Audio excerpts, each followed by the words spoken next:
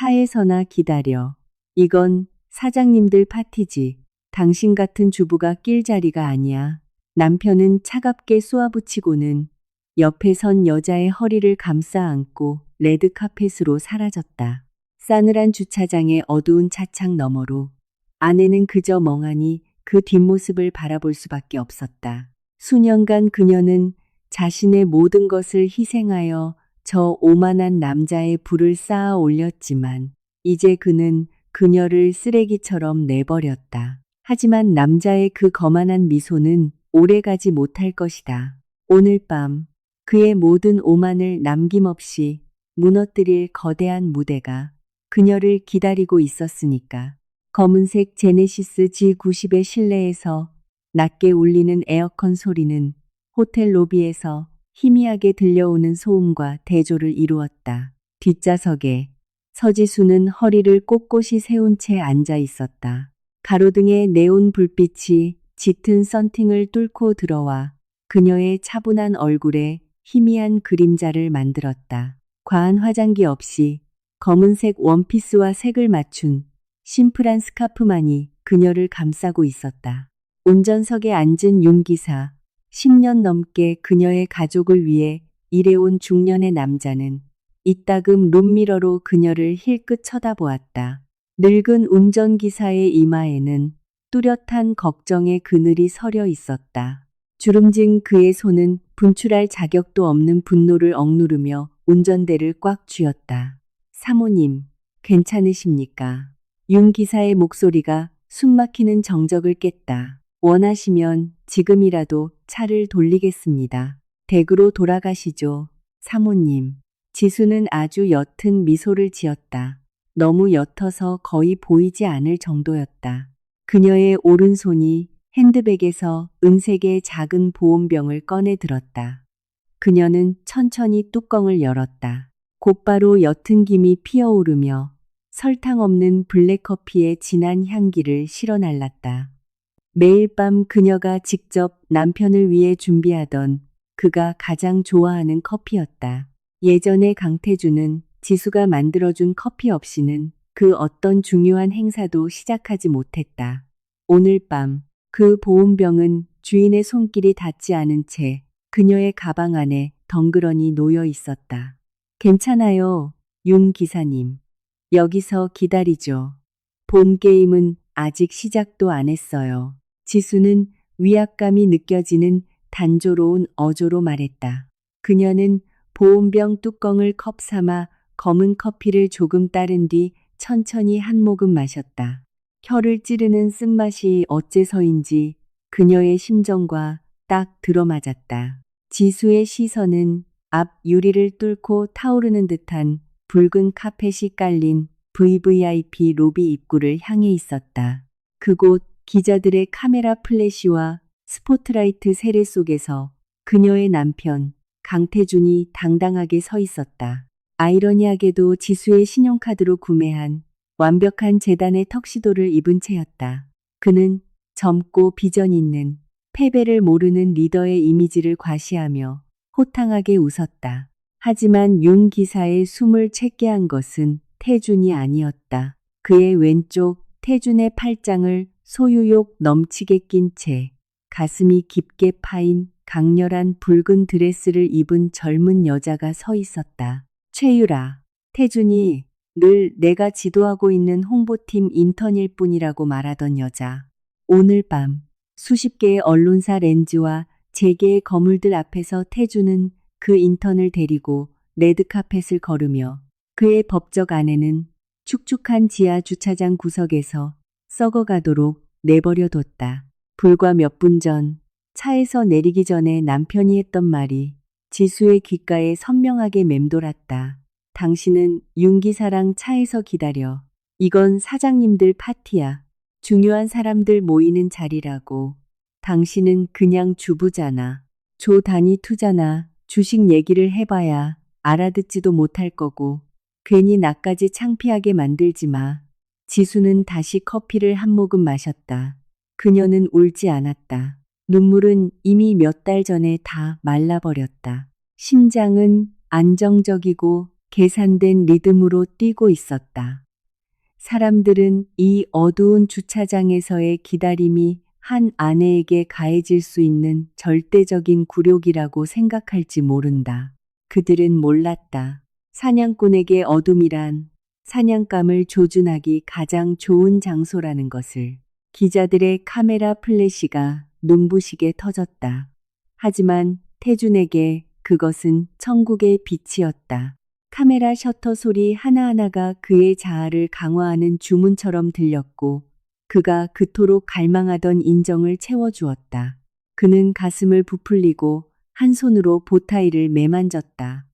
다른 한 손은 유라의 애교 섞인 팔에 소중히 안겨 있었다. 강태준 대표님, 이쪽입니다. 한 경제방송국의 기자가 외쳤다. 오늘 밤 올해의 기업인 상의 가장 유력한 후보로서 3분기에 천지그룹을 200% 성장시키신 소감이 어떠십니까? 태주는 위험 있는 미소를 지었다. 그는 마이크 쪽으로 몸을 기울였다. 물론 하루아침에 이룬 성과가 아닙니다.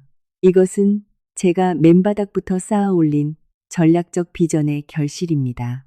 피땀 어린 노력, 헌신, 그리고 희생이 있었죠. 저는 이 회사를 이끌며 마치 선장이 모든 경제적 폭풍우를 철권으로 항해하듯 이끌었습니다. 옆에 있던 유라는 우아하게 보이려 꾸며낸 작은 웃음을 터뜨리고는 태준의 어깨에 살짝 머리를 기댔다. 조금 전 태준을 만나기 직전 택시 안에서 몇 번이고 뿌렸던 값비싼 플로럴 향수 냄새가 그의 후각을 가득 메웠다. 그 향기는 취할 듯했고 태준 스스로를 더욱 위대하게 느끼게 만들었다. 유라는 오늘 밤 그의 곁에 설 자격이 있는 트로피였다. 펑퍼짐한 원피스에 항상 된장찌개 냄새나 배는 고리타분한 여자가 아니라 머릿속으로 태준은 차 안에서 웅크리고 앉아있을 지수를 상상했다. 약간의 연민이 스쳤지만 이내 거대한 자만심의 파도에 휩쓸려 사라졌다. 지수는 좋은 여자다. 태준도 부정하지 않았다. 하지만 서울이라는 먹이사슬의 최정점에서 살아남기엔 좋은 것만으로는 부족했다.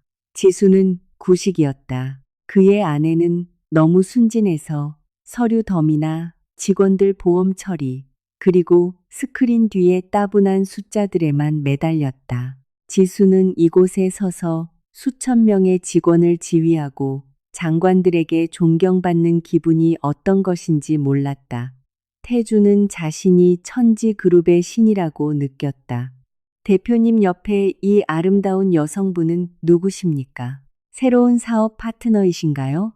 다른 기자가 장난스럽게 물었다. 태주는 일부러 깊어 보이는 눈빛으로 유라를 바라보았다.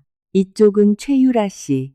현재 저희 경영진에서 가장 귀중한 자산 중 한 명입니다. 그 누구보다 제 비전을 잘 이해하는 사람이죠. 유라는 얼굴을 붉히며 태준의 팔을 조금 더 꽉 쥐었다. 기자들은 한마디 한마디를 받아 적으며 비즈니스 제왕과 그의 완벽한 파트너의 친밀한 순간을 영원히 기록했다.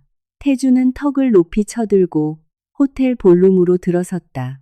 오케스트라의 선율이 그를 맞이했고 이미 자리를 채우기 시작한 사교계 명사들과 재벌들의 크리스털잔 부딪히는 소리와 어우러졌다. 그는 방 한구석에 있던 몇몇 원로급 회장들이 보내는 이상한 시선을 눈치채지 못했다. 그것은 감탄이 아니라 기묘한 동정심이 섞인 찌푸림이었다. 태주는 자신의 왕관이 주는 환상에 너무 취한 나머지 그 왕좌가 사실 무엇으로 만들어졌는지 확인할 생각조차 하지 못했다. 노트북 화면에서 나오는 푸른빛이 지수가 쓴 블루라이트 차단 안경에 반사되었다. 그녀의 호화로운 저택 2층 서재는 벽시계의 초침 소리와 키보드를 두드리는 그녀의 손가락 소리만이 정적을 채우고 있었다. 그녀 앞에 단단한 오크 원목 책상 위에는 공증인 도장이 찍힌 서류들, 계산기, 그리고 그녀가 항상 책임지던 회사의 중요 등기 서류들이 담긴 두꺼운 파란색 파일이 흩어져 있었다. 그날 밤 에어컨에서 나오는 냉기는 유난히 뼛속까지 파고들었다. 태준이 자정을 넘겨 귀가한 것은 이번이 처음은 아니었다. 결혼 초 천지 그룹을 막 세웠을 때 두 사람은 이 방에서 함께 밤을 새우며 블랙커피 한 잔을 나눠 마시고 사업 전략을 짜곤 했다. 하지만 시간이 흘러 회사 매출이 조 단위를 넘어서자 지수의 책상 맞은편에 있던 태준의 책상은 거의 먼지만 쌓여갔다. 갑자기 서재 문이 열렸다. 태준이 셔츠를 바지에서 빼입고 넥타이를 느슨하게 푼 채 들어왔다. 그의 무거운 숨결과 함께 희미한 고급 양주 냄새가 풍겼다. 그는 아내에게 인사도 없이 방구석 소파에 몸을 던졌다. 이제 들어왔어요? 지수가 부드럽게 물었다. 그녀의 시선은 지난달 재무 감사 숫자들이 나열된 노트북 화면에서 떠나지 않았다. 홍보팀 클라이언트 접대비 지출이 이번 달에 300%나 급증했던데 다음 달 주주총회 안건으로 올릴 파란색 파일 준비 중이에요. 비용을 좀 줄여야 할 것 같아요. 지수 씨, 제발. 태준이 재빨리 말을 잘랐다. 그는 피곤하고 짜증난 표정으로 미간을 짚었다. 나 방금 뉴욕 투자자들이랑 로비하고 왔어. 사업 확장 생각만으로도 머리가 터질 것 같은데. 그런 잔동품 같은 일로 나 좀 괴롭히지 말아줄래? 지수의 손가락이 타이핑을 멈췄다. 그녀는 천천히 고개를 돌려 눈을 감고 기대 앉은 남편을 바라보았다. 잔돈푼이라니요. 우리 회사의 핵심 현금 흐름 문제예요. 강원도 부지 인수 관련 법적 서류에도 아직 서명 안 했고요. 태주는 냉소적으로 코웃음을 쳤다. 그는 눈을 뜨고 최근 들어 부쩍 잦아진 경멸의 눈빛으로 아내를 쳐다보았다. 그건 그냥 행정 업무잖아. 서류 쪼가리들. 당신은 이 회사가 그 파란색 파일 때문에 굴러간다고 생각해. 이 회사는 내가 밖에서 비즈니스의 호랑이들과 맞서고 중요한 사람들과 악수하기 때문에 굴러가는 거라고. 당신은 집에서 그냥 깔끔하게 정리나 잘해. 알았어? 마치 당신이 이 게임의 룰을 아는 것처럼 굴지 마. 그 말을 듣는 순간 지수의 가슴 속으로 날카로운 통증이 스며들었다. 태주는 잊었거나 혹은 일부러 잊고 있었다. 누가 회사 초기 자본금을 위해 부모님의 유산인 땅을 담보로 잡았는지. 5년 전 회사가 거의 파산 직전일 때 누가 3일 밤낮을 세워가며 제안서를 작성했는지. 지수는 천천히 숨을 들이쉬며 자존심과 감정을 깊숙이 억눌렀다. 알았어요. 그럼 내일 아침에 이 서류 뒷면에 서명만 해줘요. 나머진 제가 다 처리해 놨으니까. 태주는 불분명하게 중얼거리고는 소파에서 일어나 돌아보지도 않고 안방으로 향했다. 적막한 그녀의 책상에서 지수는 눈앞에 파란색 파일을 응시했다. 그녀는 손끝으로 서류에 플라스틱 표지를 쓸었다. 그녀는 항상 아내의 의무는 남편의 위신을 지켜주고 남편이 세상으로부터 존경받는 가장이 되게 하는 것이라 믿었다. 하지만 그날 밤 차가운 의심의 씨앗 하나가 그녀의 마음속에 뿌리를 내리기 시작했다.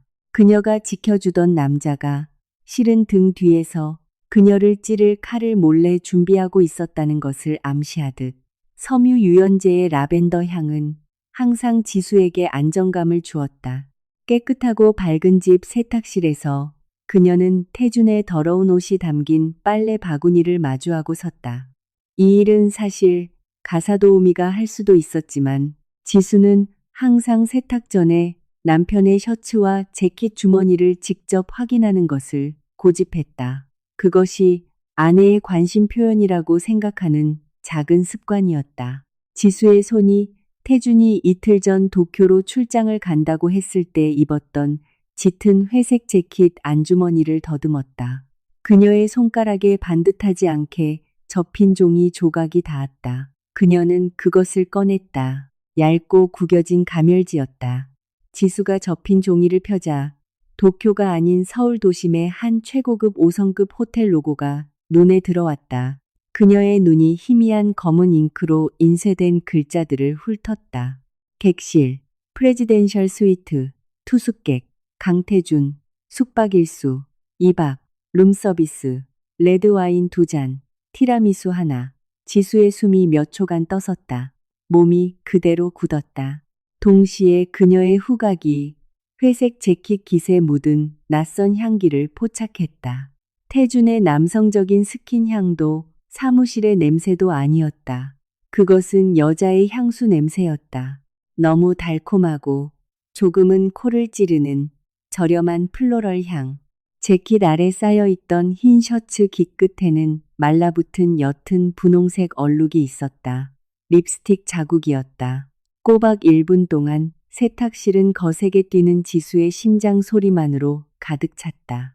만약 그녀가 평범한 여자였다면 아마 소리를 지르고 영수증을 찢어버리고 재킷을 바닥에 내던지며 당장 남편에게 따졌을 것이다. 그녀는 히스테릭하게 울며 해명을 요구하거나 자신을 속인 남자의 뺨을 때릴 수도 있었다. 하지만 일어난 일은 정반대였다. 눈물은 한 방울도 흐르지 않았다. 가슴 속에서 타오르던 뜨거운 감각이 서서히 식어 부자연스러울 정도로 차가운 평온함으로 얼어붙었다. 모든 협상에서 비즈니스 상대의 약점을 파고들 때 사용하던 그녀의 분석적인 본능이 완벽하게 상황을 장악했다. 지수는 구겨진 호텔 영수증을 다리미판 위에 폈다. 그녀는 원피스 주머니에서 휴대폰을 꺼내 선명한 조명 아래 여러 각도에서 영수증을 촬영했다. 셔츠 깃에 립스틱 자국도 찍었다. 모든 디지털 증거가 암호화된 클라우드 저장소에 안전하게 보관된 것을 확인한 후 그녀는 영수증을 원래대로 깔끔하게 다시 접어 재킷 주머니에 넣었다. 그녀는 감정으로 맞서지 않을 것이다. 옳음과 비명은 태준에게 발뺌하거나 부인하거나 혹은 더 나쁘게는 거짓 사과를 할 기회만 줄 뿐이다. 이 정도의 배신은 부부 상담이 필요하지 않다. 이 배신은 수학적인 처형을 필요로 했다. 표정 없는 얼굴로 지수는 세탁기 버튼을 눌렀다. 물이 쏟아지는 소리가 들렸다. 이 순간부터 그녀가 7년간 믿어왔던 결혼은 죽었다. 남은 것은 비즈니스 거래의 양측 당사자뿐이었다. 그리고 지수는 자신이 손해를 보는 쪽이 되지 않으리라 다짐했다. 젓갈색 하이힐이 천지그룹 로비의 대리석 바닥과 부딪히며 날카롭고 리드미컬한 또각거림을 만들어냈다.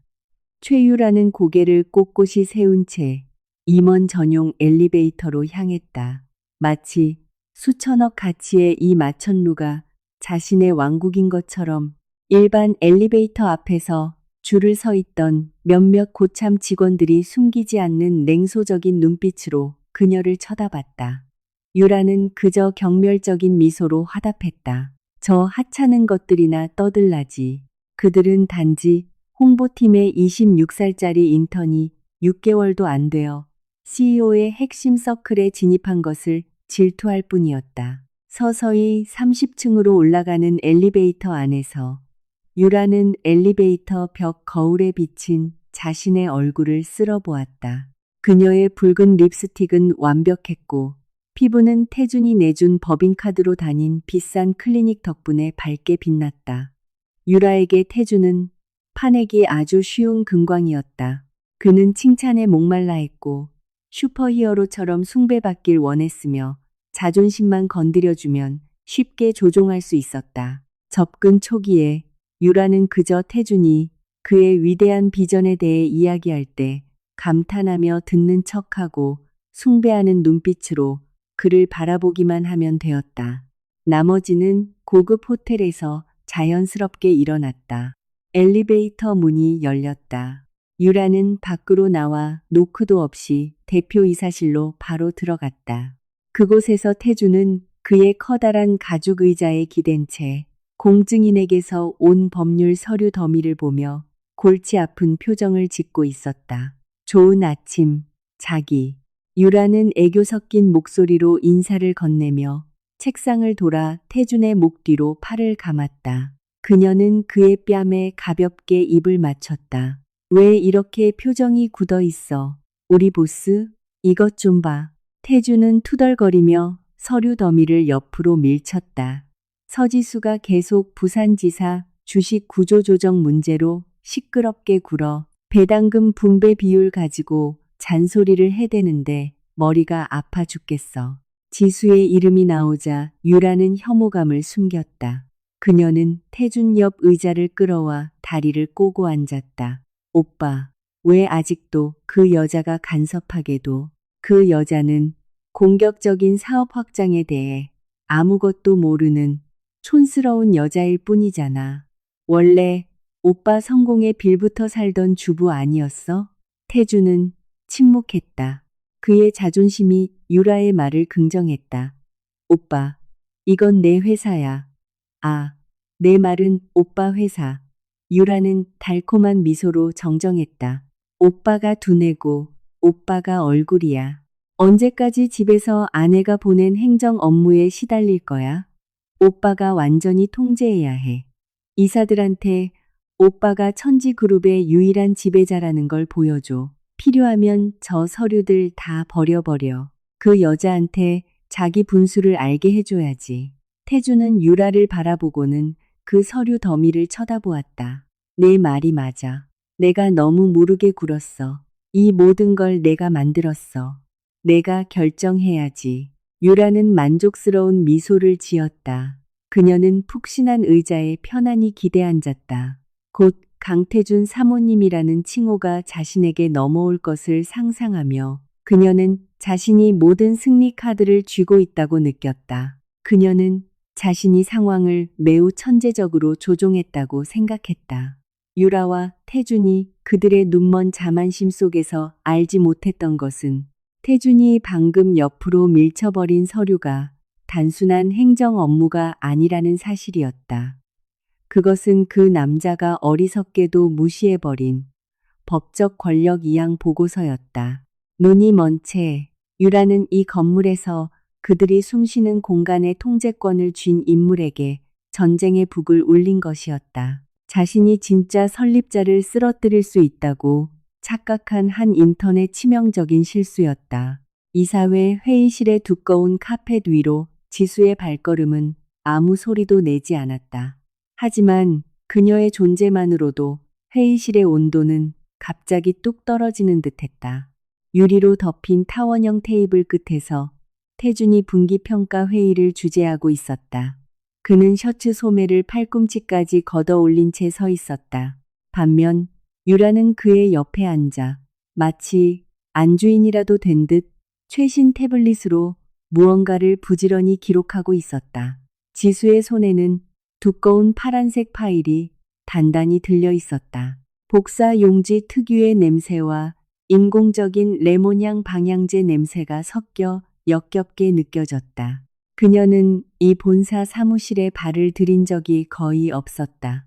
하지만 충청도 물류 지점에서 온 회계 보고서는 끔찍한 이상 신호를 보이고 있었다. 대규모 운영 자금 유출이 있었고 다음 주까지 방치하면 회사의 공급망 전체가 마비될 상황이었다. 지수는 어젯밤부터 태준에게 수십 번 전화를 걸었지만 항상 통화가 거절되었다. 회의 중에 죄송합니다. 지수의 차분한 목소리가 흘러나와 발표하던 재무부장의 말을 끊었다. 재무부장은 즉시 창백해지며 입을 다물었다. 회의실의 모든 시선이 그녀에게 쏠렸다.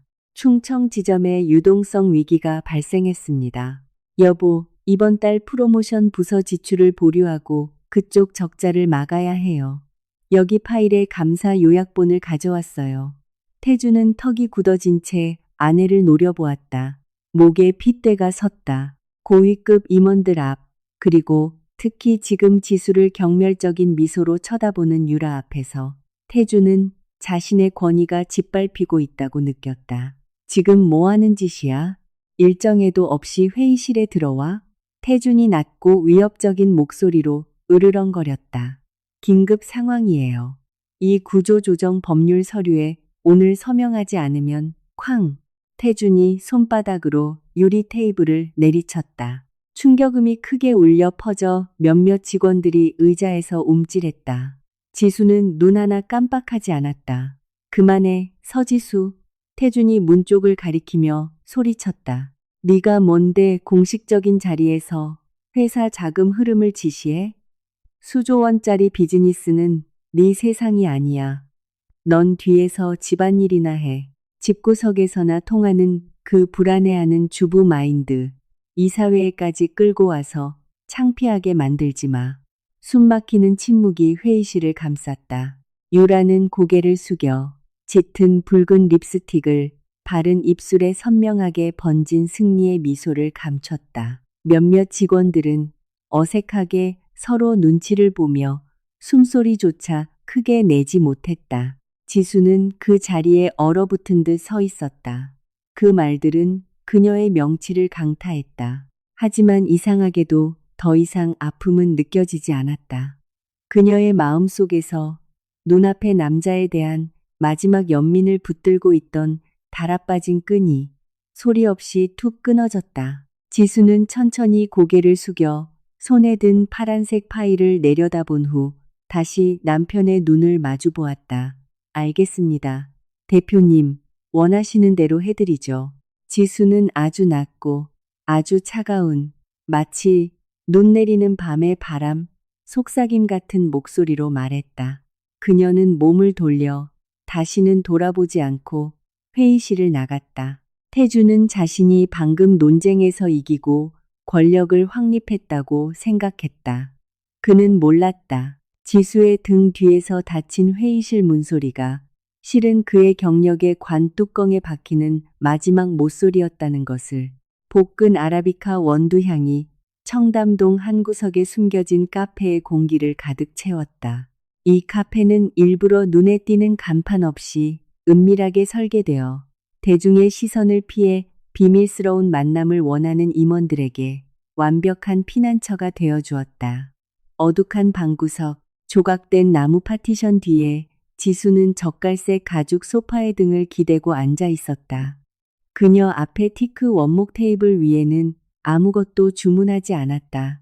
대신 그녀는 가방에서 작은 보온병을 꺼내 직접 만든 진한 블랙커피를 뚜껑에 따르고는 뜨거운 김이 피어오르게 두었다. 그녀는 정신을 날카롭게 유지하기 위해 쓴 것이 필요했다. 입구 위에 작은 종이 부드럽게 울렸다. 비대칭적인 차콜 그레이색 블레이저 정장을 입은 여자가 안으로 들어왔다. 그녀의 스틸레토 힐은 단호하고 리드미컬하게 바닥을 두드렸다. 그녀는 박서연, 서울에서 가장 냉철한 기업 변호사 중 한 명이자 지수가 남편의 그늘 뒤에 숨기로 결심하기 전 이 여자의 송곳니가 얼마나 날카로웠는지 잘 아는 대학 시절 친구였다. 외국계 은행, 이사회 미팅까지 취소했어. 네가 생사가 걸린 문제라고 해서 서연이 지수 맞은편 의자를 끌어당기며 말했다. 변호사의 날카로운 눈이 친구의 얼굴을 훑으며 약점의 징후를 찾았다. 그녀는 치명적인 평온함 외에는 아무것도 발견하지 못했다. 무슨 일이야, 지수야? 강태준이 드디어 사고 쳤어.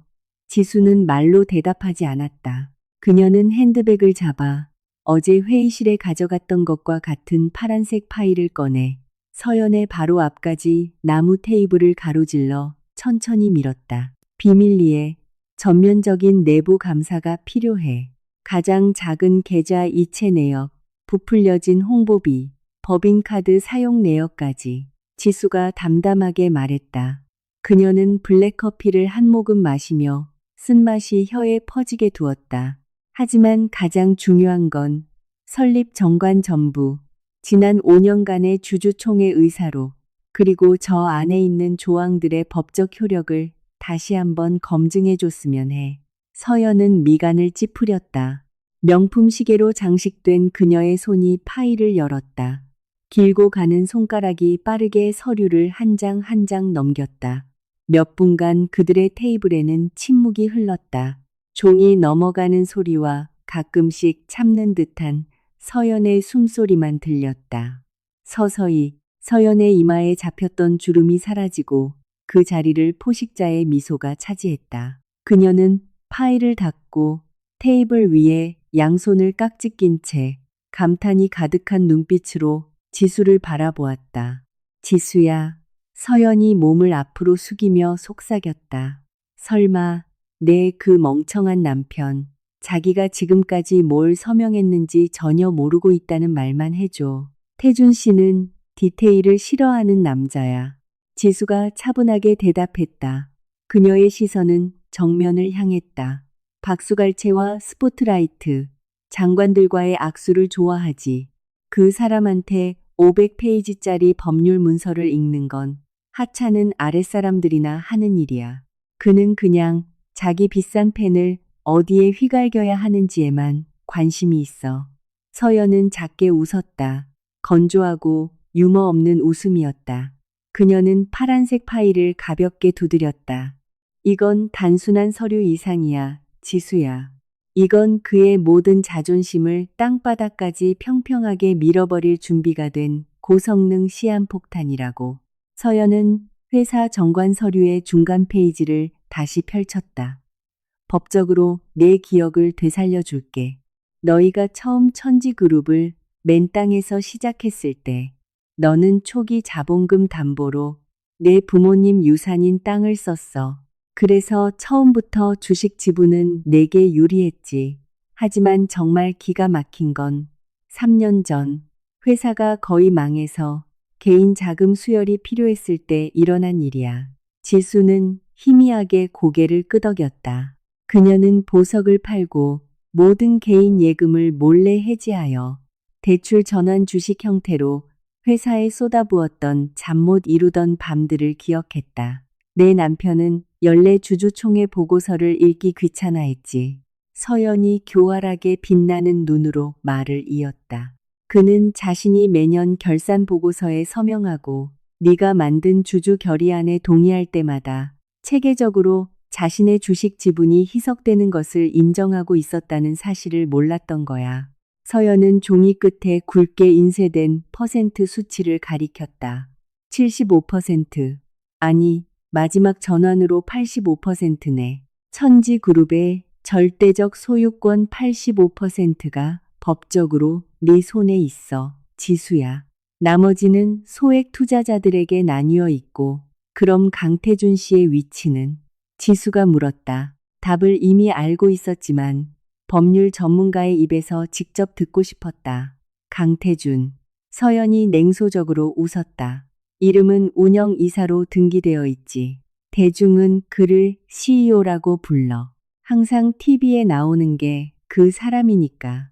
하지만 기업법의 눈으로 보면 강태준은 그냥 회사에서 월급 받는 고위 임원에 불과해. 그는 과반수 의결권이 없어.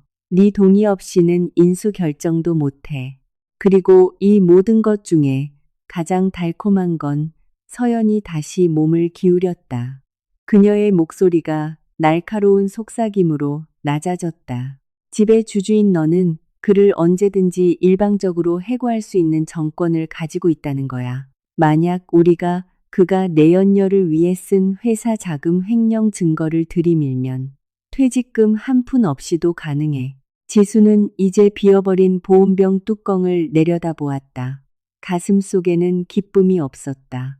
그저 너무나 서글픈 아이러니만 있을 뿐이었다. 자신을 부엌에나 숨어 있으라며 수조원의 세계를 이해하지 못한다고 여기던 남자가 사실은 그녀의 손바닥 위에서 빌부터 살고 있었던 것이다. 지수는 고개를 들었다. 그녀의 눈은 그 누구도 꺾을 수 없는 강철 같은 결의로 빛나고 있었다. 이 처형식은 그녀가 가능한 한 가장 성대하게 만들 것이다. 태준이 유라와의 밀회를 위해 특별히 임대한 고급 오피스텔의 거실 중앙에는 거대한 크리스털 샹들리에가 거만하게 매달려 있었다. 두꺼운 벨벳 커튼이 화려한 서울의 야경을 마주한 창문을 가리고 있었다. 하얀 대리석으로 된 협탁 위에는 금박 테두리가 빛을 반사하는 짙은 검은색의 커다란 봉투가 놓여 있었다. 태주는 단추가 반쯤 풀린 실크 셔츠 차림으로 침대 가장자리에 앉아 있었다. 그의 손에는 봉투에서 꺼낸 바닐라 향이 나는 두꺼운 종이 한 장이 단단히 쥐어져 있었다. 심장이 세차게 뛰며 터질 듯한 자부심으로 가득 찬 피를 뿜어냈다. 대한민국 기업 대상. 태준이 중얼거렸다. 그의 눈은 거기에 인쇄된 금색 글자들을 뚫어져라 쳐다봤다. 재계 거물들을 위한 최고의 시상식 밤. 그리고 이것 봐, 유라야. 내 이름이 올해의 기업인 후보 맨 위에 있어. 막 샤워를 마치고 두꺼운 흰색 수건 재질의 목욕 가운을 걸친 채 나온 유라는 곧장 작은 달려오듯 태준에게 다가왔다. 비싼 바디워시 향이 그녀의 피부에서 풍겨 나왔다. 그녀는 남자의 무릎에 앉아 반짝이는 눈으로 초대장을 빼앗아 들었다. 어머, 오빠, 이거 엄청나다. 유라가 높은 톤의 기쁜 목소리로 외쳤다. 이건 경제부에서 직접 초청하는 행사잖아. 그럼 이제 오빠는 이 나라의 거대 재벌 총수들과 어깨를 나란히 하는 거야.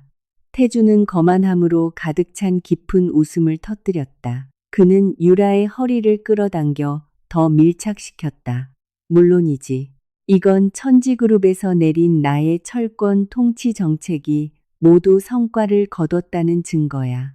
사람들이 내 업적을 알아보고 대중이 나를 이 업계의 왕으로 인정하는 거지. 오빠는 정말 왕이야.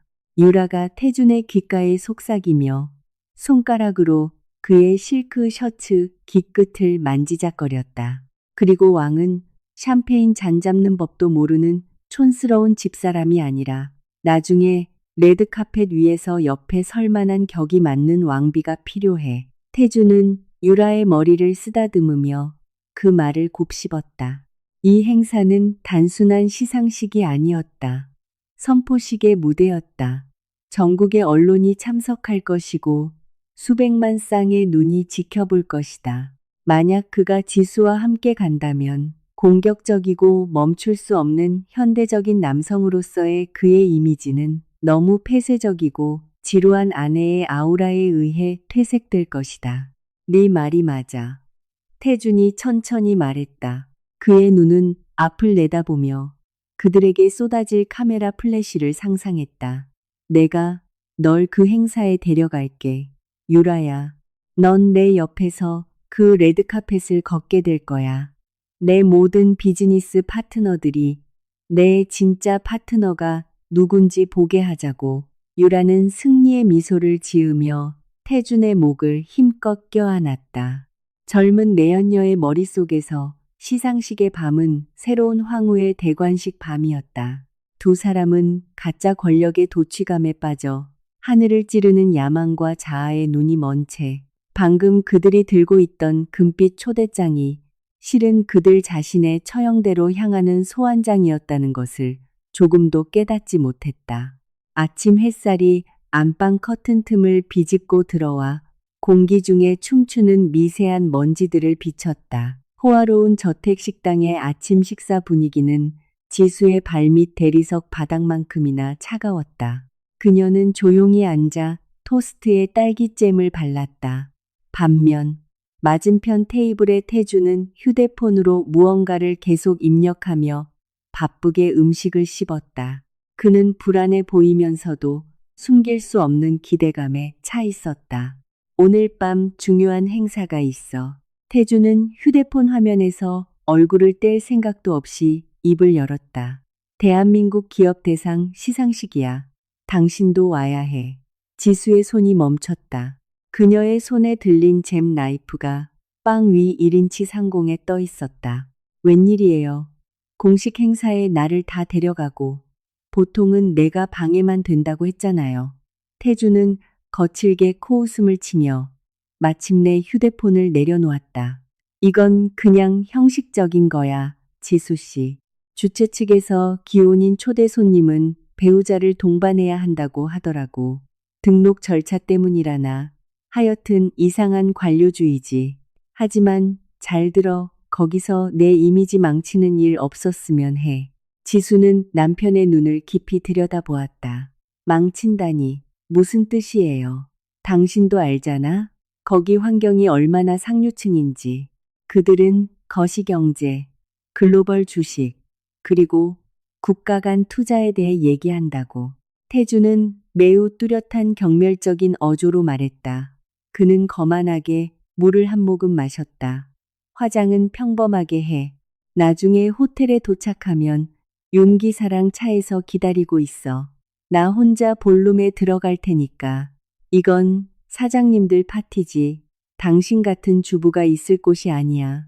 내 비즈니스 파트너들한테 내 아내가 내가 세운 산업에 대해 왜 아무것도 모르는지 일일이 설명하기 싫다고. 지수는 거절에 쓴 약을 삼키는 듯 시선을 아래로 떨궜다. 그녀의 스카프 뒤로 턱 근육이 굳어졌다. 하지만 그녀는 표정을 완벽하게 통제했다. 그녀는 숨을 고른 뒤 지난 7년간 이 오만한 남자에게 항상 보여주었던 순종적인 표정으로 얼굴을 들었다. 알았어요, 여보. 지수가 부드럽게 대답했다. 거의 체념한 속삭임에 가까웠다. 거기까지 같이 갈게요. 평범하게 꾸미고 주차장에서 기다릴게요. 그게 당신 이미지의 최선이라면요. 태주는 만족스러운 미소를 지으며 또 한 번 아내를 별다른 저항 없이 지배했다고 느꼈다. 그는 곧바로 의자에서 일어나 재킷을 집어들고 고맙다는 말은커녕 작별 인사도 없이 차고로 향했다. 태준이 떠난 후 지수는 식탁 의자에서 일어났다. 그녀는 조용히 안방으로 걸어가 단단한 티크 나무로 만든 옷장 문을 열었다. 그녀의 오른손이 평소에 입던 원피스 더미 사이로 들어갔다. 손가락이 차갑고 부드러운 실크 세틴의 질감을 더듬었다. 그것은 지난달 유명 디자이너에게 비밀리에 주문한 우아한 재단의 에메랄드 그린 색 드레스였다. 그 드레스는 옷장 가장 어두운 구석에 완벽하게 숨겨져 있었다. 지수의 손가락이 드레스 가슴 부분에 섬세한 비즈 장식을 쓸었다. 지수의 입술이 서서히 위로 휘어지며 태준이 수년간 본 적 없는 비대칭적인 미소를 그렸다. 체스 그랜드마스터가 방금 상대가 폰을 먹게 내버려 둔 채 피할 수 없는 체크메이트로 왕의 길을 막아버리는 미소였다. 아침의 연극은 끝났다. 어리석은 독재자의 파멸의 밤을 향한 카운트다운이 공식적으로 시작되었다. 안방 욕실의 샤워기에서 쏟아지는 물소리가 대리석 벽에 울려 퍼지는 태준의 엉터리 콧노래와 섞여 요란하게 들렸다. 그는 자신이 대관식이 될 것이라 믿는 밤을 위해 몸을 씻고 있었다. 욕실 밖의 분위기는 정반대였다. 고요하고 계산적이며 극도로 신중했다. 지수는 그들의 킹사이즈 침대 앞에 서서 평소 서류를 담는 데 쓰던 커다란 캔버스 토트백 안에 검은색 폴리카보네이트 재질의 기내용 캐리어를 넣고 있었다. 그 작은 캐리어 안에는 우아한 초록빛을 발하는 에메랄드색 실크 드레스가 깔끔하게 접혀 있었다. 지수는 캐리어 표면을 잠시 쓸어보며 비밀 병기를 감추고 있는 단단한 소재의 차가움을 느낀 후 토트백의 지퍼를 닫았다.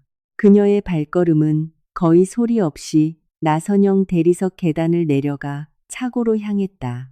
기계 윤활유 특유의 냄새와 건조한 차고, 공기가 그녀를 맞았다. 그곳에서 윤 기사는 주인을 위해 검은색 제네시스 G90의 보닛을 극세사 천으로 닦으며 완벽하게 광을 내고 있었다. 짐을 든 지수가 나타나자 윤 기사는 서둘러 다가왔다. 제가 돕겠습니다. 사모님, 이 가방 트렁크 뒤쪽에 넣어주세요. 윤 기사님, 나중에 강 대표님이 타실 때 보이지 않게 해주세요. 지수가 거의 속삭이는 듯한 목소리로 지시했다. 그녀의 얼굴은 평온했지만 눈은 절대적인 단호함으로 빛나고 있었다. 윤 기사는 별다른 질문 없이 고개를 끄덕이며 따랐다. 그는 이 가족을 위해 너무 오래 일해서 언제 침묵해야 하는지 본능적으로 알았다. 가방이 맨 뒤쪽 수납 공간에 안전하게 숨겨진 후 지수는 원피스 주머니에서 휴대폰을 꺼냈다. 그녀의 손가락이 화면 위에서 춤추며 연락처에 저장된 적 없는 비밀번호를 눌렀다. 연결음이 2번 울린 후 낮고 전문적인 바리톤 목소리가 반대편에서 응답했다. 안녕하십니까. 서지수 사모님. 모든 준비는 계획대로 진행 중입니다. 그는 이 성대한 시상식의 밤을 주관하는 수도에서 가장 엘리트한 이벤트 기획사의 창립자 박 실장이었다. 박 실장은 서울의 거대한 행사 청구서의 진짜 지불자가 누구인지 아는 몇 안 되는 외부 인사 중 한 명이었다. 그는 누구의 서명이 오늘 밤 행사를 가능하게 했는지 알고 있었다. 진행 순서가 1분도 어긋나지 않게 해주세요. 박 실장님, 지수가 말했다. 그녀의 눈은 어두운 제네시스 창문에 비친 자신의 모습을 바라보았다. 그리고 지하에서 2층 VVIP 대기실로 가는 직원용 엘리베이터는 통제되었나요? 네, 사모님, 박 변호사님도 비밀 유지 서약을 한 메이크업 팀과 함께 실내에서 기다리고 계십니다. 사모님께서 도착하시기만 하면 됩니다. 좋아요. 제 시간에 도착할게요. 지수는 일방적으로 통화를 끊었다. 그녀는 어두워진 휴대폰 화면을 보며 다시 한번 자신의 얼굴을 비춰보았다. 더 이상 망설임은 없었다. 무대는 설치되었고 대본은 쓰였으며 오늘 밤 그녀 자신이 남편의 값싼 쇼의 결말을 감독할 것이다. 강남 중심 업무지구에 위치한 5성급 호텔로 향하는 길은 평소보다 길게 느껴졌다. 에어컨 바람으로 시원한 제네시스 실내에는 밤안개처럼 짙은 침묵이 깔려 있었다. 코를 찌르는 태준의 남성적인 스킨향이 폐를 가득 채우며 마치 그 주인처럼 좁은 공간을 지배하려 했다. 태준은 다리를 꼬고 앉아 있었다. 그의 눈은 얼굴의 푸른 빛을 비추는 휴대폰 화면에 고정되어 있었다. 그의 손가락은 빠르게 타자를 쳤고 이따금씩 참는 듯한 작은 미소가 번졌다. 지수는 그가 누구와 메시지를 주고받는지 짐작할 필요도 없었다. 그녀는 다른 택시 안에서 유라가 아마 교통체증을 불평하거나 칭찬을 유도하기 위해 자신의 화장한 얼굴 사진을 보내고 있을 모습을 상상할 수 있었다. 지수의 무릎 위 펑퍼짐한 검은 원피스 주름 뒤로 그녀의 손이 가죽 서류 가방의 가장자리를 꽉 쥐고 있었다. 그 가방 안에는 파란색 파일이 조용히 잠들어 있었다. 태준에게 수년간 무시당했던 낡은 종이 뭉치. 지수는 그 질감을 쓸어보며 그 안에 담긴 서류들의 존재감을 느꼈다. 그 법적 서류들은 숨을 쉬고 그녀의 심장과 같은 박자로 뛰며 과거에 그녀가 희생했던 피와 땀을 오늘 밤 그녀가 되찾을 정의와 연결해주고 있었다. 이따가 로비에서 내리면 당신은 내리지 마. 태준이 갑자기 침묵을 깼다. 그의 목소리는 차창에 차갑게 부딪혔다. 그는 여전히 아내를 쳐다보지 않았다. 윤 기사한테 바로 지하 주차장으로 가라고 해. 거기서 기다려. 이 행사는 아마 자정 넘어서 끝날 거야. 배고프면 앱으로 뭐 시켜 먹어. 차에서. 네, 여보. 지수가 짧게 대답했다. 그녀는 시선을 창밖으로 돌려 서울의 밤하늘을 꿰뚫는 듯 오만하게 솟아있는 마천루들을 바라보았다. 그 빌딩들은 황금빛을 뿜어내며 이 도시에서 매 순간 일어나는 수많은 음모와 배신의 말없는 증인이었다. 차가 천천히 방향을 틀어 환하게 불이 밝혀진 호텔 앞마당으로 들어섰다. 줄지어 선 고급 외제차들이 즐비했다. 레드카펫 주변에서 터지는 기자들의 카메라 플래시는 마치 작은 뇌우 같았다. 태준은 재킷깃을 바로잡았다. 그의 눈은 스포트라이트에 대한 갈증으로 거칠게 빛났다. 차가 로비 앞에 멈추자마자 한 벨보이가 문을 열어주었다. 태준은 뒤 한번 돌아보지 않고 밖으로 나섰다. 차의 슬라이딩 도어가 둔탁한 소리를 내며 닫혔다. 썬팅 필름 너머로 지수는 남편이 꼿꼿이 서 있는 것을 보았다. 잠시 기다리자. 멀지 않은 곳에 프리미엄 택시 한 대가 멈췄다. 유라가 눈에 띄는 붉은 드레스를 입고 내려 곧장 태준에게 다가가 가짜 자부심으로 가득 찬 채 그의 팔짱을 꼈다. 지수를 태운 제네시스는 천천히 앞으로 미끄러져 소란스러운 로비의 화려함을 뒤로하고 회전하는 콘크리트 길을 따라 내려가 어둡고 축축한 지하의 입속으로 들어갔다. 시간의 흐름은 마침내 시작점으로 다시 합쳐졌다. 고요한 주차장에서의 기다림이 시작되었다. 실내의 미세한 에어컨 소음이 점차 단조롭게 느껴지기 시작했다. 지하 천장의 형광등이 이따금씩 깜박이며 침묵 속에 주차된 고급 차들 위로 창백한 빛을 뿌렸다. 운전석에서 윤 기사는 조금 전 로비에서 벌어진 일을 본 후 여전히 감정을 억누르고 있었다. 반면 지수는 감정이 이성을 지배하게 두지 않았다. 그녀는 핸드백을 열어 항상 가지고 다니던 작은 보온병을 꺼냈다. 뚜껑에 검고 진한 액체를 따르자 옅은 김이 피어올랐다. 날카롭고 쓴 로스팅 커피 향이 곧바로 차안 공기를 채우며 역겨운 태준의 향수 잔향을 몰아냈다. 그녀는 천천히 한 모금 마셨다. 썼다. 지난 몇 달간 삼켜야 했던 현실만큼 썼지만 동시에 정신을 번쩍 들게 했다. 그녀의 모든 의식을 가장 집중된 지점으로 되돌려 놓았다. 보온병 뚜껑을 내려놓을 때 지수의 시선은 왼손에 머물렀다. 약지에는 소박한 은반지가 끼워져 있었다. 디자인은 이미 낡았고 은빛 광택은 많이 바래고 여기저기 긁혀 있었다. 재벌 사모님들의 손가락에 끼워진 수억 원짜리 다이아몬드 반지가 아니었다. 7년 전 그들이 아직 좁은 월세방 마루에서 함께 컵라면을 먹던 시절 태준이 작은 보석상에서 사준 값싼 반지였다. 약속할게, 지수야. 언젠가 이 반지를 세상에서 가장 큰 다이아몬드로 바꿔줄게. 우리 함께 성공하는 거야. 과거의 태준의 목소리가 귓가에 다시 울렸다. 지수는 한참 동안 그 반지를 바라보았다. 그 작은 물체는 순진했던 과거에 대한 그녀의 감정을 묶어두는 마지막 개미였다. 남편을 따뜻하게 하기 위해 기꺼이 자신을 불태웠던 시절. 하지만 그 남자는 자신의 약속을 잊어버렸다. 사실상 자기 것이 아닌 부의 반짝임에 눈이 멀었다.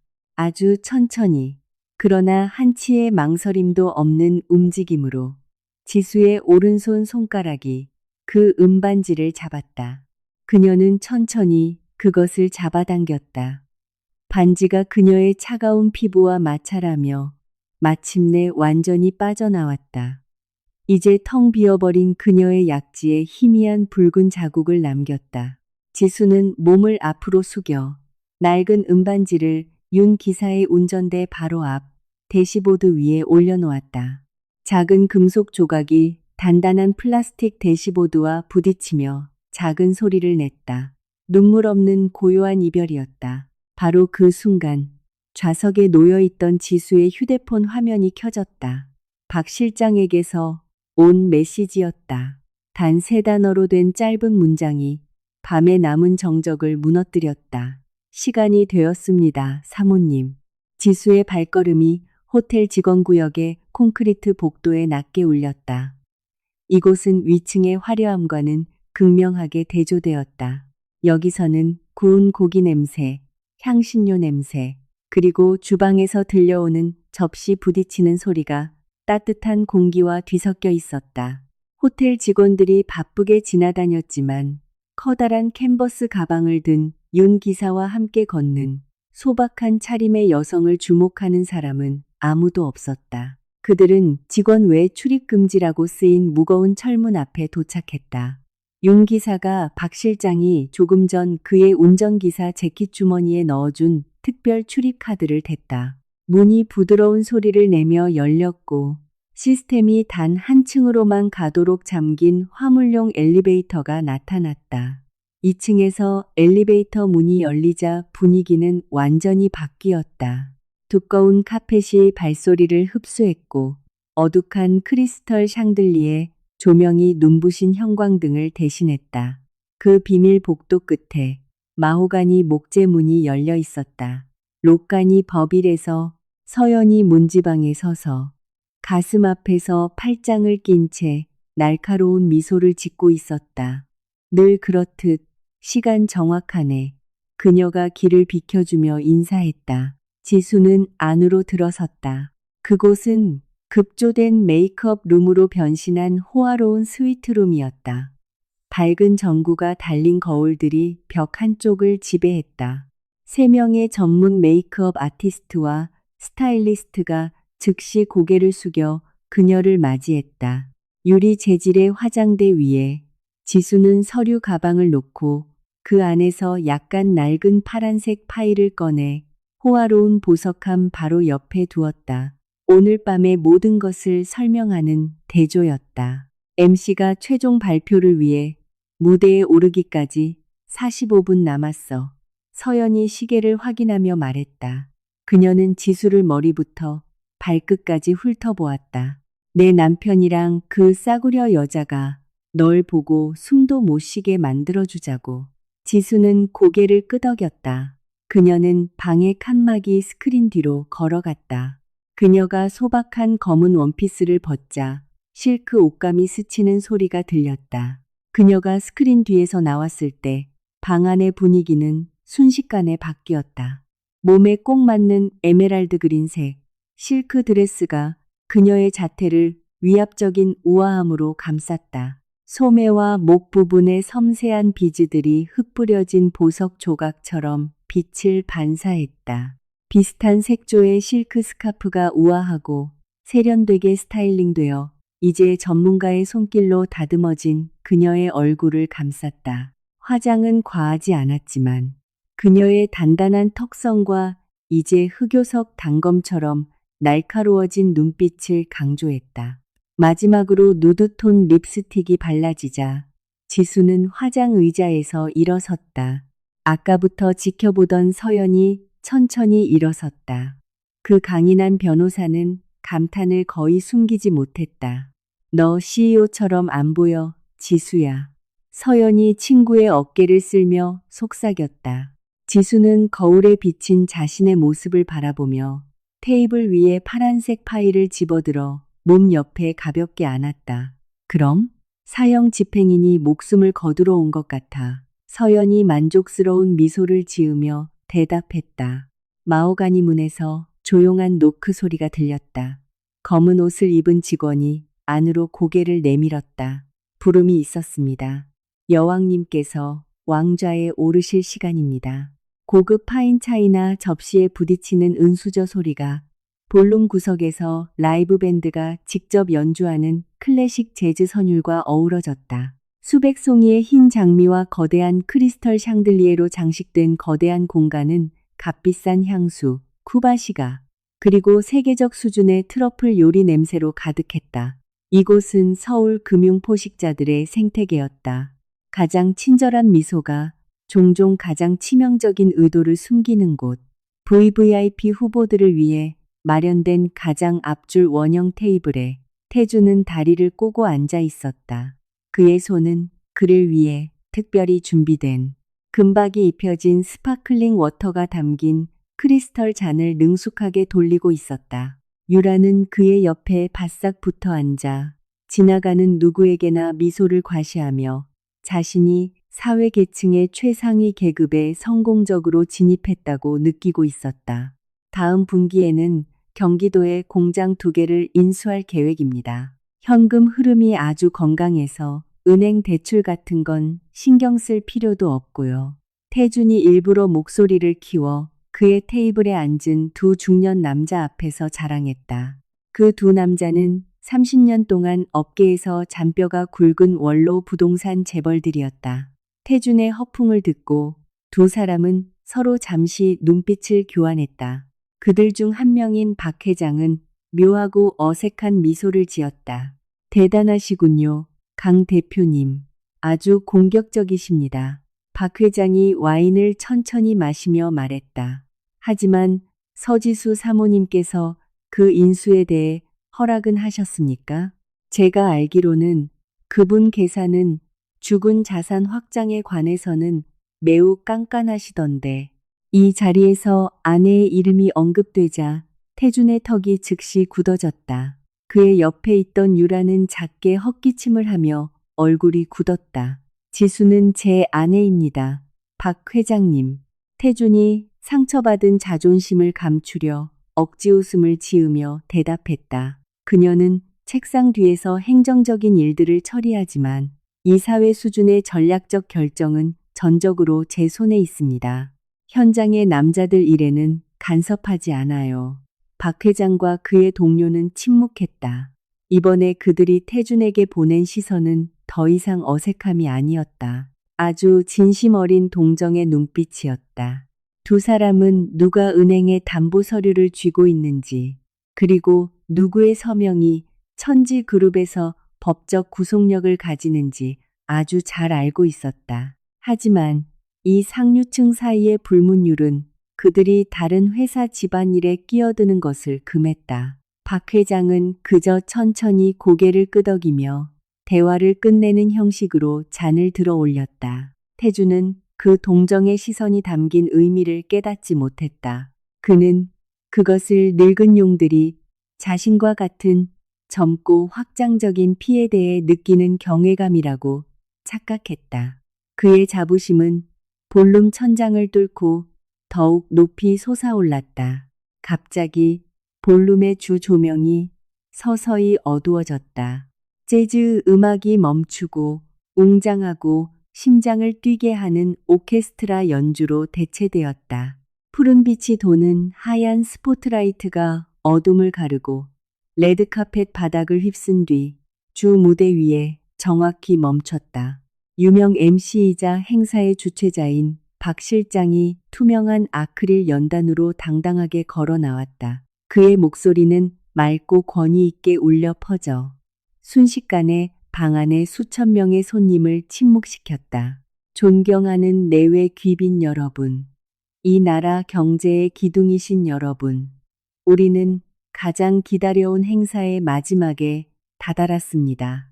오늘 밤 우리는 단지 상을 수여하는 것이 아니라 보이지 않는 헌신을 드러내고자 합니다. 박 실장의 목소리가 울려 퍼지자 태준의 심장이 세차게 뛰며 아드레날린을 뿜어냈다. 오만한 남자는 보타이를 바로잡으며 일어설 준비를 했다. 그는 거대한 황금 왕관이 이미 머리 위 몇 인치 상공에 떠 있다고 느꼈다. 그는 사실 서서히 내려오고 있는 것이 아주 날카로운 단두대의 칼날이라는 것을 깨닫지 못했다. 거대한 볼룸 안의 분위기가 갑자기 고요해졌다. 마치 방 안의 공기가 방금 빨려 나간 것처럼 오직 상상 속 거대한 시계의 초침 소리만이 모든 손님의 가슴에서 뛰는 것처럼 느껴졌다. 무대 위에서 박 실장은 금태가 둘러진 봉투의 봉인을 느리고 연극적인 동작으로 뜯었다. 종이가 찢어지는 소리가 숨막히는 정적을 뚫고 날카롭게 들렸다. VVIP 맨 앞줄 좌석에서 태주는 이미 의자 끝으로 자리를 옮겼다. 그의 두 손바닥은 무릎 위에 놓여 있었다. 다리 근육은 일어서기 위해 긴장하고 있었다. 그는 머릿속으로 수상 소감을 수없이 연습했다. 장관들에게 어떻게 인사할 것인가? 회사 구조를 개혁한 자신의 천재성을 어떻게 칭찬할 것인가? 그리고 물론 그의 새로운 파트너를 위한 격려의 의미로 유라를 향한 옅은 미소까지. 유라도 못지않게 흥분했다. 그녀의 손이 태준의 재킷 소매를 너무 꽉 쥐어 붉은색 매니큐어를 칠한 손톱이 비싼 천을 거의 뚫을 뻔했다. 유라의 숨이 가빠졌다. 그녀의 머릿속에서는 내일 아침이면 모든 직장 동료들을 경악시킬 SNS 게시물을 이미 구상하고 있었다. 그녀는 태양계의 중심이 될 준비가 되어 있었다. 올해의 기업인 상은 박 실장의 깊은 목소리가 대리석으로 장식된 방구석까지 울려 퍼졌다.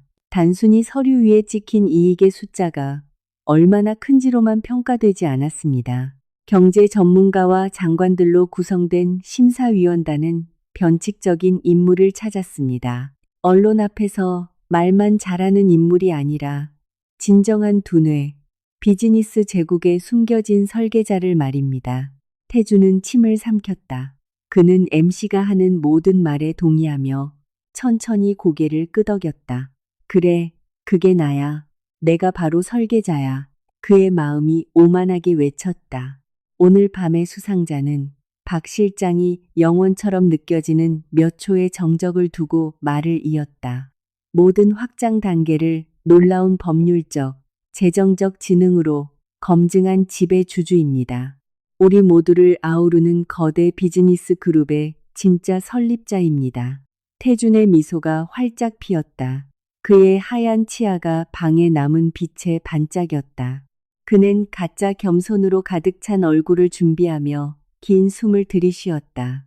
그는 승리의 왕관이 이미 자신의 머리카락에 닿았다고 느꼈다. 그는 무대 계단을 밟을 준비를 했다. 그가 밟을 계단이 곧 산산조각 날 환상으로 만들어졌다는 것을 깨닫지 못한 채 최고의 경의를 담아 맞이해 주십시오. 박 실장이 수상자 카드에서 얼굴을 들었다.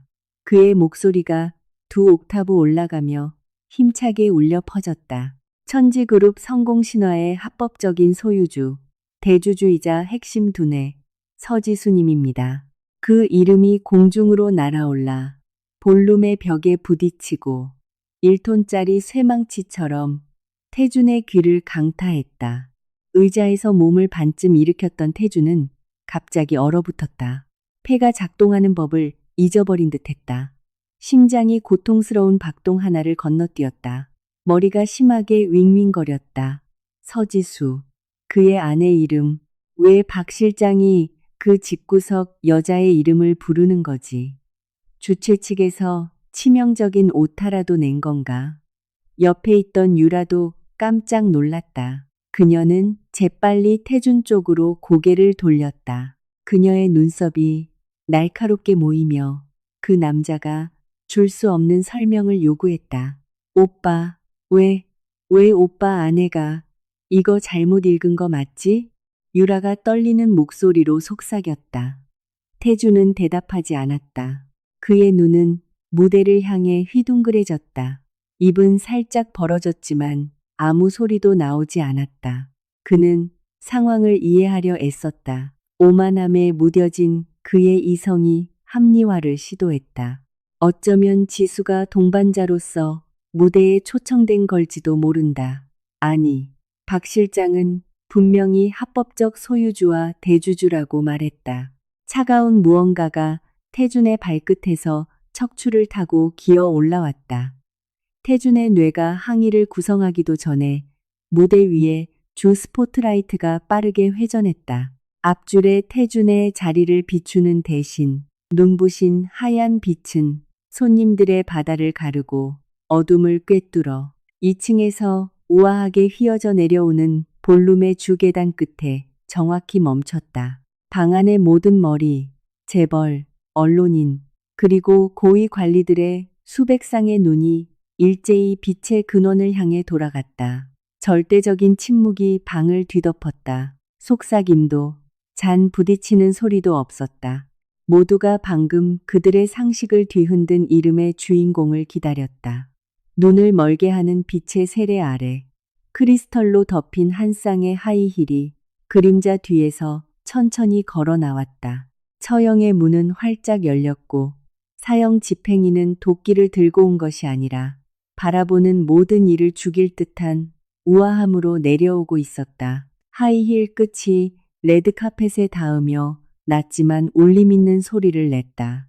지수는 빛의 세례를 받으며 주 계단을 내려왔다. 그녀를 감싼 에메랄드 실크 드레스는 부드럽게 스치며 방 안 다른 여성들의 디자이너 드레스를 무색하게 만드는 화려한 빛을 반사했다.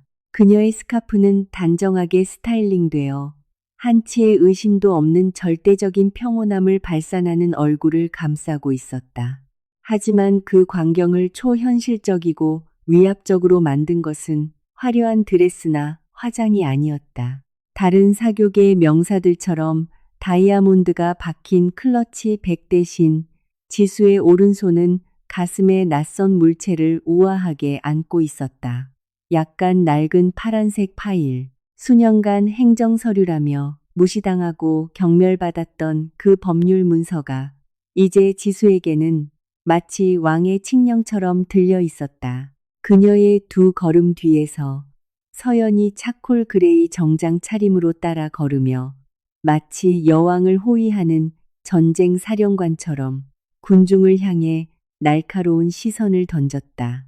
지수의 발이 볼룸 1층 바닥에 닿자마자 태준과 같은 테이블에 앉아있던 원로 부동산 재벌 박 회장이 가장 먼저 일어섰다. 그는 냅킨을 테이블 위에 놓고 지수를 깊은 존경심으로 바라보며 박수를 치기 시작했다. 그 박수는 곧 전염되었다. 하나 둘씩 늙은 재계의 거물들, 장관들, 그리고 여러 거대 기업의 이사진들이 자리에서 일어났다. 박수 소리가 울려 퍼지며 바닥을 뒤흔드는 기립박수를 만들어냈다.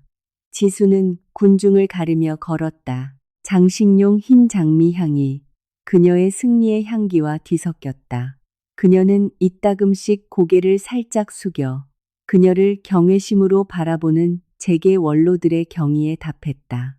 그들은 마침내 스크린 뒤에서 시장을 조종해온 천재의 모습을 보았다. 주식시장에서 그들이 두려워하던 계산의 주인공. 무대로 가는 길은 지수가 VVIP 테이블을 지나가야 했다. 태주는 그곳에 얼어붙은 채 서 있었다. 몸이 심하게 떨렸다. 식은땀이 배어나와 실크 셔츠 깃을 적시기 시작했다. 그는 다가오는 여자를 뚫어져라 쳐다보았다.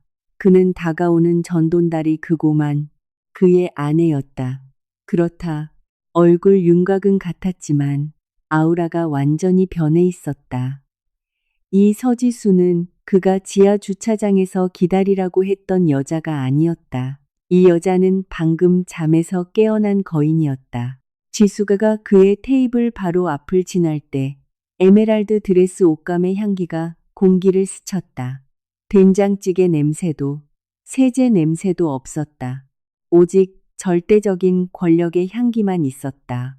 지수는 태준을 그대로 지나쳤다. 그녀는 돌아보지도 않았고 걸음을 늦추지도 않았다. 그녀의 눈은 무대를 향해 똑바로 향하며 남편을 레드카펫 위에 붙어있는 보이지 않는 먼지 입자 이상으로 여기지 않았다. 그 완전한 무시는 태준에게 어떤 물리적 폭력보다도 훨씬 더 고통스러웠다. 지수씨. 쉰 목소리가 태준의 마른 목구멍에서 흘러나왔다. 그는 참을 수 없었다. 그의 패닉이 남은 이성을 장악했다. 그는 자기 자리에서 한 걸음 크게 나와 아내의 드레스 소매를 잡으려 손을 뻗었다. 지수씨, 이게 무슨 짓이야? 왜 그 파일을 들고 있어? 이건 내 행사야. 태준이 창백한 얼굴로 속삭였다. 하지만 그의 손가락이 에메랄드 옷감에 닿기도 전에 귀에 이어피스를 낀 검은 정장 차림의 두 남자, 즉 행사의 1급 경호원들이 그를 가로막았다. 그들 중 한 명이 태준의 손목을 강하게 잡고 뒤로 살짝 비틀자 태준은 고통에 찬 신음을 흘렸다. 자리로 돌아가 주십시오. 손님, 저희 VVIP 손님을 방해하지 마십시오. 경호원이 낮지만 치명적인 어조로 말했다. 지수는 단 1초 멈췄다. 그녀는 어깨 너머로 흘끗 돌아보았다. 그녀의 차갑고 텅 빈 눈이 이제 공포로 가득 찬 태준의 눈을 똑바로 응시했다. 그녀는 한마디도 하지 않았다. 그녀의 시선은 잠시 이제 시체처럼 창백한 얼굴로 의자에 굳어 앉아있는 유라에게로 향했다. 젊은 내연녀는 이제 깊이 고개를 숙이고 있었다. 자신이 사냥감을 잘못 골랐다는 것을 깨달으며 그녀는 왕을 사귄 것이 아니었다. 그녀는 여왕의 애완 광대를 사귄 것이었다. 지수는 박 실장의 도움을 받으며 우아하게 무대 계단을 다시 올라갔다. 박 실장은 경건한 미소로 그녀를 맞이했다. 아래에서 태준의 숨이 가빠졌다. 그의 주위 세상이 갑자기 빙빙 도는 것 같았다. 계속해서 울려 퍼지는 박수 소리는 이제 그를 비웃는 폭풍의 포효처럼 들렸다. 그는 주위를 둘러보았다. 방금 그가 자랑했던 재벌들이 이제 그를 경멸의 눈빛으로 쳐다보고 있었다. 동정의 시선은 이제 혐오의 시선으로 바뀌었다. 몇 달 전 그가 법률 문서를 읽기 싫어했을 때 서영과 나눴던 대화의 편린들이 번개처럼 그의 뇌리를 스쳤다. 주식 지분율, 권력 조항, 과반수 의결권, 행정 업무 처리를 거부했던 그의 어리석음. 모든 것이 이제야 이해가 갔다. 그는 아무것도 가진 게 없었다. 그는 아무것도 아니었다. 고급 차, 집, 신용카드, 지위, 모든 것이 무대 위에 선 저 여자가 언제든 회수할 수 있는 대여품에 불과했다. 견딜 수 없는 수치심과 눈앞에 닥친 파산에 대한 극심한 공포가 동시에 태준의 신경계를 덮쳤다. 심장이 불규칙하게 뛰었다. 시야 가장자리에 검은 점들이 나타나기 시작했다. 떨리는 다리가 더 이상 그의 체중을 지탱하지 못했다. 수백 쌍의 냉소적인 눈앞에서 태준의 몸이 카펫 바닥 위로 무너져 내렸다. 그는 자신의 무너진 자존심의 잔해 아래 묻힌 채 의식을 잃었다. 지수는 투명한 아크릴 연단 뒤에 섰다. 스포트라이트의 빛이 그녀의 얼굴을 따뜻하게 비췄다. 그녀의 맞은편에서는 수백 명의 참석자들이 천천히 다시 자리에 앉으며 기대로 가득 찬 정적을 남겼다. 무대 위에서 지수의 시선이 볼룸 구석구석을 훑었다. 그녀의 눈이 우연히 앞줄 오른쪽 구석에 작은 소란을 포착했다. 몇몇 경호원들이 축 늘어진 정장 차림의 남성 한 명을 서둘러 부축하여 행사의 미관을 해치지 않으려 옆문으로 데리고 나가고 있었다. 같은 테이블에서 붉은 드레스를 입은 한 여성이 작은 가방으로 얼굴을 가리고 패닉에 빠져 울며 비틀거리는 걸음으로 뒤따라 나갔다. 지수는 천천히 숨을 들이쉬었다. 그녀의 왼손 엄지손가락이 무의식적으로 이제 텅 비고 차갑게 느껴지는 약지 뿌리 부분을 쓸었다. 가슴 속에서 묘한 통증이 스쳤다. 7년 전 좁은 자취방에서 먹던 따뜻한 컵라면 두 그릇에 대한 낡은 기억이 빠르게 스쳐 지나갔다. 이 승리는 아무리 대단하게 느껴져도 결국 그녀 젊은 날의 꿈의 죽음을 알리는 묘비였다. 아까 차 대시보드 위에 남겨두고 온 은반지는 결코 돌아오지 않을 것이다. 하지만 거짓 속에서 썩어가는 것은 선택지가 아니었다. 그녀는 방금 받은 크리스털 트로피를 연단 위에 파란색 파일 옆에 나란히 놓았다. 그녀는 마이크에 얼굴을 가까이 댔다. 감사합니다. 그녀의 목소리가 맑고 차분하게 그리고 모든 이가 귀를 기울이게 만드는 중력을 가지고 공중으로 퍼져나갔다. 오늘 밤 이 상은 단순히 저희가 기록한 숫자에 대한 인정이 아닙니다. 이것은 비즈니스의 기반이 되는 본질에 대한 상기입니다. 많은 분들이 수조 원짜리 비즈니스는 누가 가장 앞에 서는지, 누가 회의실에서 가장 큰 목소리를 내는지, 또는 누가 언론에 가장 많이 보도되는지에 관한 것이라고 생각합니다. 지수는 잠시 멈추어 침묵이 그녀의 말을 흡수하게 했다. 그녀는 방금 태준이 떠난 빈 의자를 똑바로 쳐다보았다. 수년간 저는 침묵 속에서 일하는 것을 선택했습니다. 법적 안정성을 확보하고 눈먼 야망에 폭풍우가 몰아칠 때 회사의 기반이 무너지지 않도록 했습니다. 저는 한때 아주 가까운 사람으로부터 수조 원의 비즈니스는 제 세상이 아니며 제가 아무것도 모르기 때문에 제자리는 스크린 뒤에 있어야 한다는 말을 들었습니다. 방금 벌어진 조용한 드라마의 실마리를 꿰기 시작한 몇몇 참석자들로부터 낮은 웅성거림이 들렸다. 지수는 옅은 미소를 지었다. 그녀의 눈빛이 날카로워졌다. 오늘 밤 한 가지를 분명히 하겠습니다. 저는 항상 뒤에 있었습니다. 왜냐하면 이 무대를 설계하고 만들고 통제한 사람이 바로 저였기 때문입니다. 감사합니다. 박수 소리가 다시 터져 나왔다. 이번에는 더 크게 휘파람과 감탄의 소리가 뒤따랐다. 기자들은 앞다투어 그녀를 찍었다. 지수는 손에 든 파란색 파일을 들어 올려 다시 한번 가슴에 안고 무대 뒤로 걸어 내려갔다. 그날 밤 그녀는 단지 트로피 하나를 딴 것이 아니었다. 그녀는 자신의 삶을 되찾았다. 그 호텔 볼룸의 밤으로부터 일주일이 지났다. 서울은 어제 누가 무너졌는지에 대해 결코 신경 쓰지 않았다. 이 도시는 자연의 리듬대로 계속해서 돌아갔다. 하지만 강남의 엘리트 지역인 테헤란로에 위치한 천지그룹 빌딩 30층에서는 권력의 톱니바퀴가 완전히 축을 바꿨다. 아침 햇살이 전면 통유리창을 뚫고 들어와 수도의 콘크리트 정글 풍경을 드러냈다. 한때 태준의 골프채로 어수선하고 남성적인 분위기였던 대표이사실은 완전히 변해 있었다. 이제 그 방은 깨끗하고 바닐라 향이 나며 마호가니 책장에 정밀하게 정리된 재무보고서, 파일들로 가득했다. 지수는 여전히 소박한 원피스 차림이었지만 이제는 들어오는 모든 직원이 고개를 숙이게 만드는 권위의 아우라를 풍기며 거대한 대리석 책상 뒤에 앉아 있었다. 그녀는 더 이상 집 2층 서재에 숨어 있지 않았다. 노크 없이 문이 열리고 서연이 평범한 갈색 서류 봉투를 들고 들어왔다. 변호사는 환하게 웃으며 그 봉투를 책상 위로 던졌다. 어젯밤 이사회에서 강태준 해고안 서명받았어. 서연이 손님용 소파에 몸을 던지며 보고했다. 계약 위반 및 회사 자금, 남용으로 인한 불명예 해고, 약속대로 퇴직금 한 푼도 못 받아.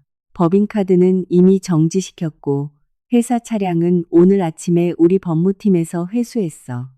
지수는 그 갈색 봉투를 흥미 없다는 듯 흘끗 쳐다보았다. 그리고 그 여자, 최유라.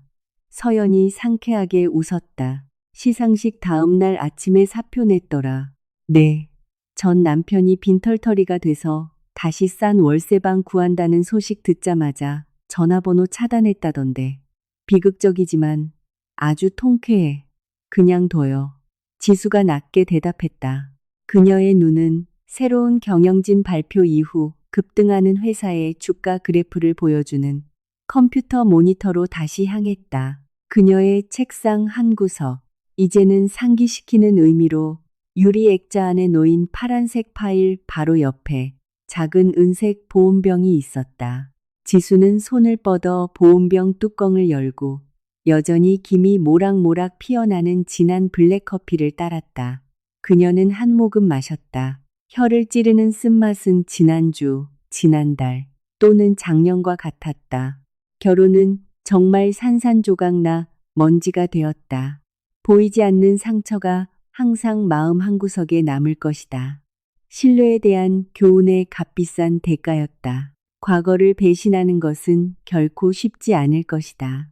하지만 지수가 넓은 유리창에 비친 자신의 모습을 바라볼 때 그녀는 한 가지 확실한 것을 알았다. 더 이상 그림자는 없었다. 오늘부터 그녀는 그녀 자신의 세상의 태양이었다. 그녀는 커피를 한 모금 더 마시고 컵을 내려놓은 뒤 새로운 인수 전략을 입력하기 시작했다. 인생은 계속되고 그녀는 그것을 이끌 작정이었다.